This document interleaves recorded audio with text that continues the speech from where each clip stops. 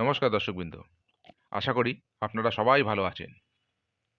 আজকে আমি একটি বিশেষ টোটকার সম্বন্ধে বলবো, যার প্রয়োগে আপনারা ৫ থেকে ১০ মিনিটের মধ্যে আপনারা আপনাদের মাথা ব্যথা থেকে রেহাই পাবেন। আসুন আমরা জেনে নিই সেই মাথা ব্যথার বিশেষ প্রয়োগটি। আপনাদের ২ হাতের যে কনুই আছে, কনুইয়ের অংশটা ভালো করে শুনে নিন। সেই ২ কনুইয়ের উপরের যে অংশটা, কনুইয়ের থেকে উপরের যে অংশটা, ২ কনুইয়ের উপরের অংশটা কোনো মোলায়েম দড়ি বা পাতলা কাপড়ের ফালি অথবা পাড় দিয়ে কিংবা মাথার ফিতে দিয়ে খুব কষে বাঁধুন। কি বললাম?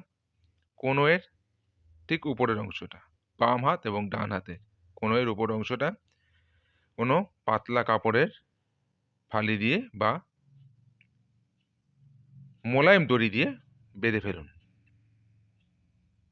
আপনারা ৫ থেকে ১০ মিনিটের মধ্যে মাথা ব্যথা থেকে রেহাই পাবেন।